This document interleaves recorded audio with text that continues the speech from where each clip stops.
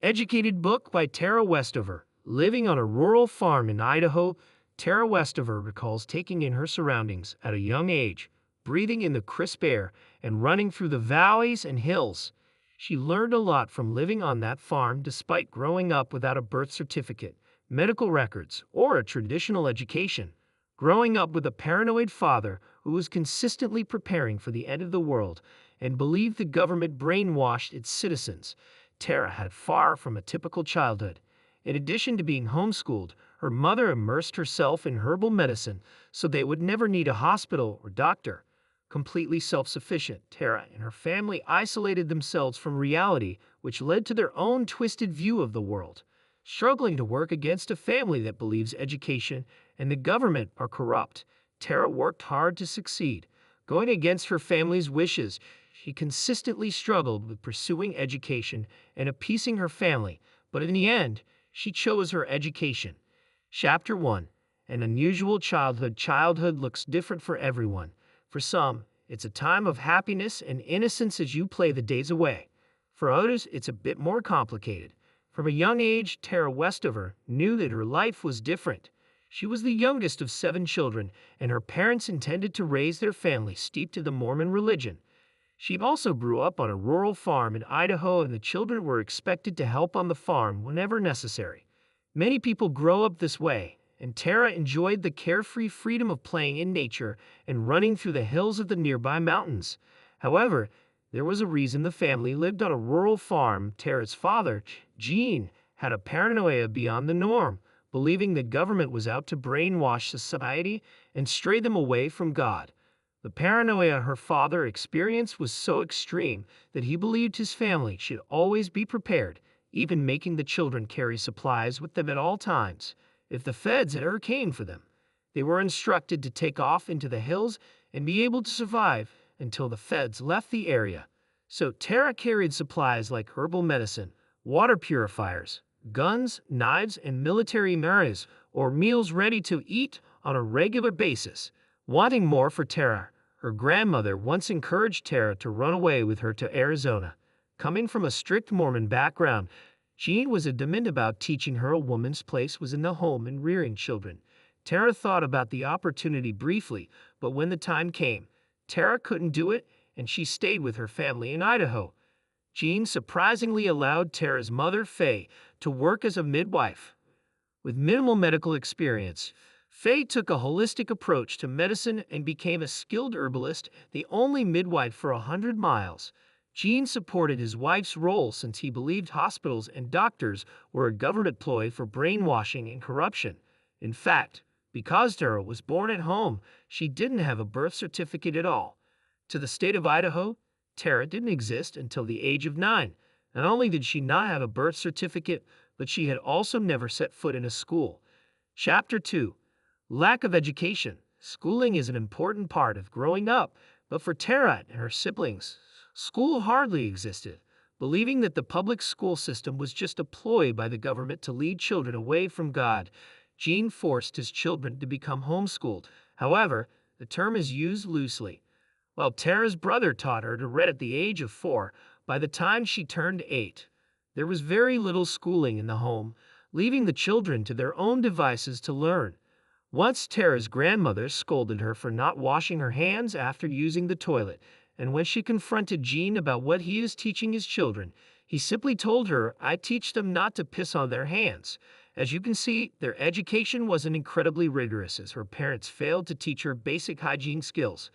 At least every once in a while, Faye would drop the kids off at the public library to spend the day reading, but when it came to subjects like math, history, and science, Tara found herself learning by skimming the pages of a few textbooks without much guidance.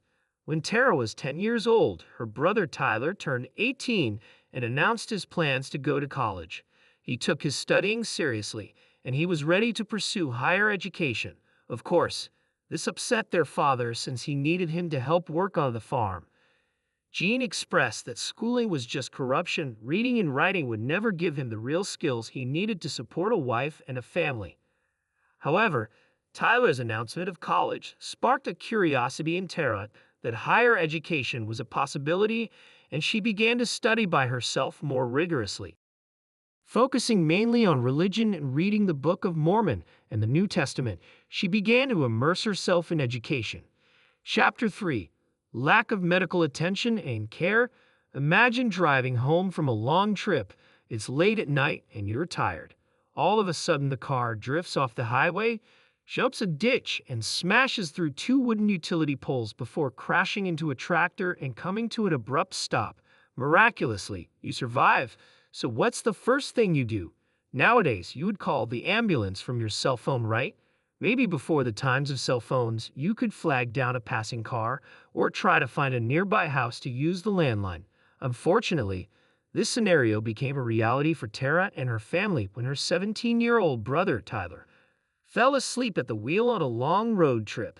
Even though no one was wearing their seatbelt, they all miraculously survived.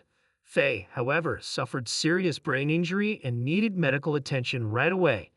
Jean toyed with the idea of taking her to the hospital, but ultimately decided she would be okay resting in the basement. After Faye recovered, she was never the same and experienced memory loss and persistent headaches. Still, she didn't need medical attention according to Jean. The accident didn't become the only accident where the family failed to seek medical attention. In 2000, Jean took the family to visit his mother in Arizona and insisted on leaving despite an impending snowstorm. Of course, on their way home, their car slid off the road and crashed into a field. Again, no one was wearing their seatbelts, and they, again, miraculously survived.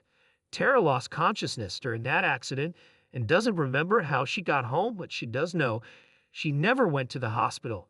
Even when her brother Luke was helping Jean at the scrapyard by impaling cars with skewers to drain them quickly of gasoline to prevent an explosion, Luke didn't realize that gasoline had drenched his jeans, so when Luke went to prepare the torch, his pants burst into flames. Since Faye was gone, Tara was the only one at the house that could take care of Luke's third-degree burns, so she wrapped his leg in black plastic and dumped his leg into a garbage bin filled with ice and water. When Faye returned home, she had to quickly cut away the dead flesh and dressed his leg in her own herbal remedy. While he eventually recovered, he never received professional medical care. Jean tended to the fire and the bushes before tending to his burning son. Chapter 4. Tara begins to learn independence. Since Tara's older siblings had left home as soon as they had enough money, Jean's farming business began to crumble and he was forced to focus on his scrapyard business. Needing help from the remaining children, Tara found herself working in the junkyard, separating various materials to sell. She hated it, so she decided to post flyers to promote herself as a babysitter. In no time, Tara was working 8 a.m. to noon as a babysitter, and she felt more liberated than ever. While she wasn't making a lot of money, she was gaining independence, and her job as a babysitter led her to more opportunities around the community. One of the moms she sat for asked Tara if she wanted to attend dance class. She quickly asked her parents if she could go, and surprisingly, they agreed despite Jean's views of the immodest Lutherds. During the Christmas wrestle, however, Tara's outfit still didn't appease Jean and Tara was not allowed to continue dancing. While Tara was crushed that she could no longer dance, she and her mother decided to sign Tara up for something that Jean couldn't refuse: voice lessons. Jean was so captivated by Tara's singing that he encouraged her to pursue her passion, eventually allowing Tara to audition for the town theater production of Annie. Tara was gaining independence, and she was finally learning about life outside of her father's paranoid delusions. However, during this time, her father's delusions were exacerbated by the impending end of the world. It was 1999, and Jean was certain that Y2K would lead to the days of abomination, and he began to spend all of this time preparing and stockpiling for the inevitable apocalypse, warning everyone that electricity and telephone lines would cease to function. Jean even bought a cable TV subscription just to witness it all crumble as soon as January 1st hit. Of course, nothing happened. Tara recalls, the disappointment in his features was so childlike. For a moment I wondered how God could deny him this. He, a faithful servant, who suffered willingly just as Noah had willingly suffered to build the ark. Chapter 5. Tara realizes she needs to leave home. If you can dig deep back into the recesses of your memory, you might be able to remember what it was like to attend high school. Hormones raging, only focusing on impressing your crush. experimenting with new looks to see what suits you. It's both an exciting and frightening time in a person's life. It was during this time that Tara developed her first crush, Charles. Tara remembers it was shortly after the 9/11 attacks in 2001 when she began experimenting with makeup to impress Charles. Immodest clothing was out of the question. Remember the leotard fiasco? Anyway, Charles' attention wasn't on Tara. He instead set his sights on Sadie. You see, Sadie was dating Sean, Tara's brother, and eventually, Sean broke things off with Sadie, allowing Charles to swoop in, ask Sadie to dinner. It all sounds so innocent, and it is, but when Sean learned of the recent developments, he took his anger out on Tara. He became enraged and accused her of being a slut and a lying whore, and began to physically abuse her. Faye watched the entire altercation and refused to intervene, and it wasn't until Tyler unexpectedly walked in that Sean was finally forced to stop. Unfortunately, that wasn't the first time Sean took his anger out on Tara. Remember the car accident when Tara fell unconscious? Afterward, Tara experienced neck paralysis that Sean fixed by swiftly jerking her neck.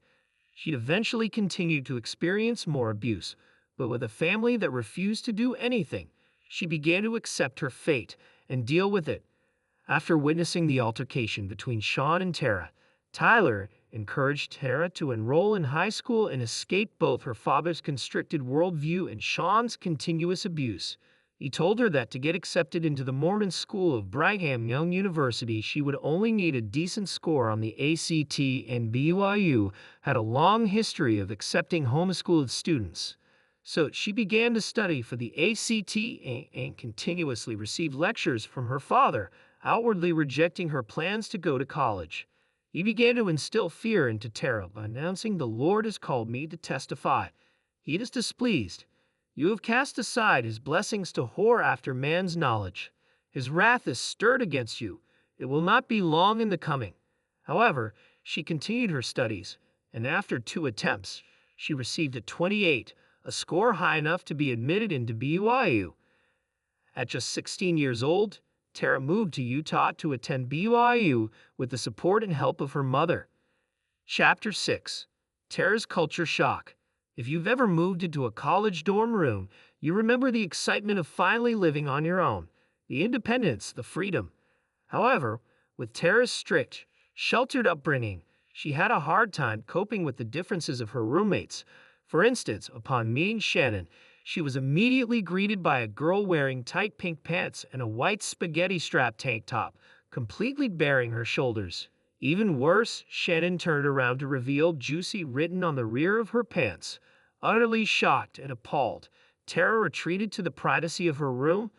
She enjoyed her second roommate, Mary, but became appalled when she came home one Sunday with a week's worth of groceries. Mary had rejected the Lord's commandment by shopping on the Sabbath, and once again, Tara found herself retreating to her room. Of course, culture shock became the least of Tara's worries once she realized the difficulty of her classes. Having enrolled in English, American history, music, religion, and Western civilization, she quickly realized how unprepared she was for college courses. With the bombardment of new terms, she felt herself sinking. How could she possibly catch up?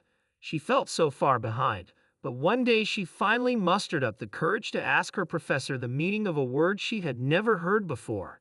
Silence filled the room, and the stares from her classmates quickly embarrassed her. The word she asked her professor to clarify: Holocaust. While her grades were far from decent, she realized she could not afford to attend school and living expenses without a scholarship, so she set out to improve her grades. After a classmate helps her by telling her that she was supposed to read the textbook and not just look at the images, her grades begin to improve. Finishing the semester with all as accept in Western civilization, she is able to obtain a scholarship for half of her tuition. Chapter 7. Adapting to life outside her father's worldview. While a break between semesters might mean freedom for many young students, for Tara, it meant working to earn money to continue funding her education. Taking a job at a local grocery store, she is eventually forced to quit after her father threatens to kick her out if she doesn't help with the junkyard. Throughout the break, Tara begins a relationship with Charles, However, she carefully refuses to let Charles inside her life at home. Recently, Jean and Sean gang up on teasing Tara for becoming uppity since studying away at college, and Sean relentlessly taunts her in front of Charles. But she stays firm in her beliefs and begins to experiment out of the confines of her father's worldview. At the start of the new semester, for the first time in her life, Charles convinces her to take some ibuprofen for an earache after her mother's usual remedies failed to relieve the pain. Surprisingly, she feels relief after just 20 minutes. Tara then begins to seek counseling from her local bishop, where she eventually opens up about her troubled upbringing. She confides in him that she is suffering from severe jaw pain due to a rotted tooth, but can't afford to see a dentist. Encouraging her to seek government aid, Tara refuses, believing that receiving help would be equivalent to mind control. However, she eventually follows the advice of her bishop and receives $4,000, more than enough to cover the $1,400 dental operation. Now that Tara has experienced medical care and government help, she finds a new outlook on life and begins to devote more time to her studies. During her Psychology 101 class, she became obsessed with learning about bipolar disorder. As soon as she saw the symptoms written on the whiteboard, depression, mania, paranoia, euphoria, delusions of grandeur, and persecution, she knew the disorder fit her father's symptoms almost exactly. Tara had an epiphany. She recalled the moments leading up to and following Y2K in which he experienced immense happiness and euphoria, followed by extreme depression. She thought about the extreme paranoia her father experienced about the government trying to control and brainwash them. Coming to this realization, Tara became angry at her father for subjecting her and her siblings to his fantastical paranoia and sheltering them from the world. However, before she could confront her father about her feelings, he experienced a terrible accident. Chapter 8. New Opportunities. Suffering from a terrible workplace accident, Gene's face and hands were covered in severe burns, and his condition looked grim. Risking his life, Gene stated he would rather die than go to the hospital, so Faye treated him with her homemade burn remedies. Throughout the night, they prepared to say goodbye, but miraculously, Gene survived, and 6 months later, he finally regained his ability to talk. Despite this harrowing time, Tara continued to focus on her studies and began to develop an interest in history, politics, and world affairs. Noticing her motivation, her professor encouraged Tara to apply for a study abroad program at the prestigious School of Cambridge, a school she had never even heard of before. But she got accepted and thus began her new life abroad. Upon arriving at King's College, she is immediately awed by the immaculate campus architecture and sophistication. Tara feels insecure and overwhelmed, but she manages to gain the attention of Professor Jonathan Steinberg, a renowned Holocaust expert who helped Tara throughout her time at Cambridge. Examining every word of her papers, Steinberg had a keen eye for mistakes and encouraged perfection. Amazingly, when Tara turned in her final essay, Steinberg was impressed by her work and persuaded her to attend graduate school. Not only would Steinberg help her secure admission, but he would also help secure funding, either at Cambridge or Harvard. With Steinberg's help, Tara secured admission at Cambridge Trinity College and became the third student from BYU to ever win the Gates Cambridge Scholarship. Such praise resulted in many local papers and TV outlets running stories on Tara, who is now a local celebrity in Idaho. Chapter 9. Balancing grad school and home life. Now attending Trinity College among elite British students, Tara feels more out of place than ever, but she begins to immerse herself in her studies. She eventually develops a small circle of friends and takes the opportunity to travel to Rome to learn about the vast history. Initially overwhelmed, Tara recognizes the opportunity to learn in the city, but her trip was derailed when her sister Audrey sent her a disturbing email. Audrey relayed to Tara that she had been suffering abuse from Sean, and she didn't want Sean's wife to become a victim as well. She planned to confront their father about his behavior, but she needed the help of Tara and her mother. During their conversation, Faye eventually apologized to Tara for failing to protect her from her brother's abuse. Now, Tara realized the pain of hiding her past and began to open up about her experiences with her friends and teachers. Meanwhile, Tara notices the family business is booming. Her parents are now rich thanks to her mother's herbal remedies that helped cure her ailing husband. Of course, her father declined a $3 million deal, and the success of his wife led to resentment.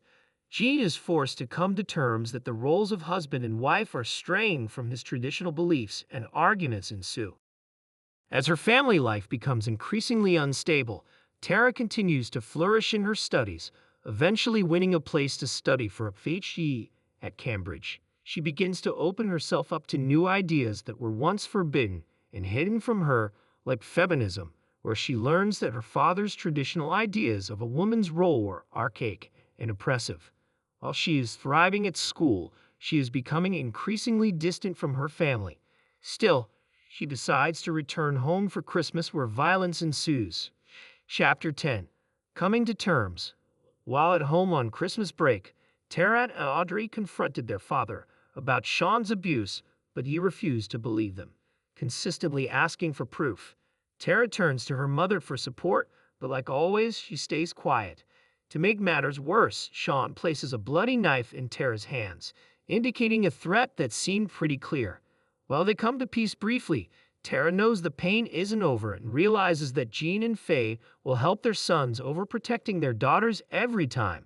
Tara is forced to come to this realization upon returning to Cambridge when Sean's threats to harm Tara become relentless. She continues to confront Jean about Sean's behavior, but she is simply told to shrug it off and that she was becoming a dangerous influence on the family. During this time, Tara accepts a fellowship at Harvard University where her parents come to visit her. She quickly realizes her parents' ulterior motives as Jean tells her that she needs to accept their way of life or be seen as a danger to the family. Jean believes that the Lord visited him and told him that Tara had been taken by Lucifer and needed a special blessing to absolve her of her sins. She found out that both Audrey and Sean had accepted this blessing, so Tara is now the final member of the family that needed to be saved. Refusing to accept her father's twisted view of reality, her parents leave abruptly. Throughout the years that follow, Tara focuses on her PhD, the topic of family and morality, including the topic of Mormonism as an intellectual movement. She earns her PhD, moves to London, and begins a new life with her boyfriend, Drew. In the years following her move, Tara struggled to come to terms with the status of her family. Removing contact from her parents, she also recognizes a rift between her siblings. Herself, Richard, and Tyler moved on and had their own careers, while Audrey, Sean, Luke, and Tony continued to depend on their parents, and the two groups failed to get along whenever they were together. While she remains close to Richard, Tyler, and Tony, Tara has come to terms with her relationship with her family. She has accepted that she is not the child her father raised, but he is the father who raised her, and her new self emerged the night Sean physically assaulted her when she was just 16 years old. Her upbringing became an education. Chapter 11. Final Summary. Despite Tara's simple and non-traditional upbringing, she defied the odds and earned a PhD even though she had a childhood that consisted of a non-existent education. Throughout her time earning her degree, Tara opened her eyes to new experiences and new perspectives. She realized her father suffered from bipolar disorder and that his paranoia about the government prevented her and her siblings from experiencing a normal childhood. She excelled at school, but unfortunately, her pursuit in higher education meant cutting ties from her parents and created a rift between her siblings. But Tara believes the sacrifice was necessary for her independence and freedom and uses her experiences to educate others.